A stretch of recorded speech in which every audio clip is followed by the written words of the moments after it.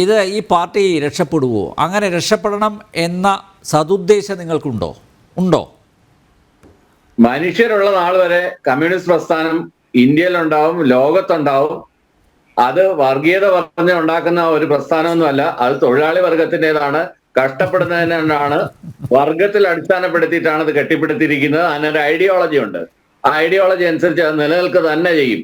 ആരൊക്കെ എന്തൊക്കെ എത്ര തീവ്ര ശ്രമം നടത്തിയാലും, എത്ര പേര് നന്നാക്കാനെന്നുള്ള രീതിയിൽ ചീത്തയാക്കാൻ ശ്രമിച്ചാലും. അപ്പൊ ഈ പ്രതിസന്ധിയോ അതിജീവിക്കും? തീർച്ചയായും, യാതൊരു സംശയം വേണ്ട.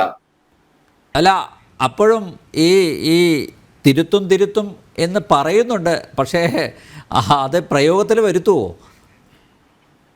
അതിനുള്ള സമയം വേണ്ടേ? അതിന് ചർച്ചകൾ നടക്കണം. എന്തൊക്കെയാണ് തിരുത്തൽ വരുത്തണം? കൃത്യമായി സമ്മേളനങ്ങൾ നടത്തുന്നുണ്ടല്ലോ, കൃത്യമായി ചർച്ചകൾ നടത്തുന്നുണ്ടല്ലോ. അല്ലാതെ മേളിൽ ഇൻഡാസുകൾ കെട്ടിയിറക്കിയിട്ട് അത് തൊള്ളതടാകങ്ങ് വിഴുങ്ങുമല്ലോ ചെയ്യുന്നത്. അത്തരം പാർട്ടിക്കാർ അതിനെക്കുറിച്ച് അഭിപ്രായമൊന്നും പറയണ്ട. മേളിൽ നിന്നൊരു സർസംഘചാലകന് ഉത്തരവിടും, അതിനനുസരിച്ച് അങ്ങ് വിഴുങ്ങിക്കോണം. തിരിച്ചൊന്നും പാടില്ല, തിരിച്ചങ്ങോട്ട് കമ്മ്യൂണിക്കേഷൻ ഇല്ല. അതൊന്നും പറയരുത്. ഒരു സമാപന സമ്മേളനം വെച്ചുകൊണ്ട് മുഖ്യമന്ത്രി ആയിരിക്കും ഉദ്ഘാടനം ചെയ്യുക. അതോടെ എല്ലാം ശുഭം. അതായിരിക്കും ഉണ്ടാകാൻ പോവുക. ചർച്ചകൾ നടത്തും, കുറച്ചുപേരുടെ കണ്ണിൽ പൊടിയിടും. പോയ ആരെയും പൊടിയിടുന്ന കാര്യമൊന്നുമില്ല, ആരെയും ഒന്നും പൊടിയിടുന്ന കാര്യമൊന്നുമില്ല. ചർച്ച നടത്തും, ജനാധിപത്യമായിട്ടുള്ള ചർച്ച നടത്തും. ജനാധിപത്യത്തിന്റെ സൗന്ദര്യം സംവാദങ്ങളാണ്, വിവാദങ്ങളല്ല.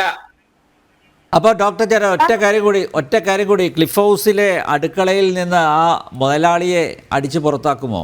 ഇപ്പം മുഖ്യമന്ത്രി അധികാരം ഏറ്റെടുക്കുന്നതിൻ്റെ തലേന്ന് അദ്ദേഹം പറഞ്ഞത് ആ സെക്രട്ടേറിയറ്റിൻ്റെ ഇടനാഴികളിൽ വിരാജിക്കുന്ന ചിലരൊക്കെ ഉണ്ടല്ലോ, അവരെയൊക്കെ ഞാൻ പടിയടച്ച് പിണ്ടം വെക്കുന്നതാണ് പറഞ്ഞത്. ഇപ്പോൾ അങ്ങനെ പറഞ്ഞ പിണറായിയുടെ ഔദ്യോഗിക വസതിയുടെ അടുക്കളയിൽ വരെ ഇപ്പോൾ അത്തരക്കാരാണ് കയറി നിരങ്ങുന്നത്.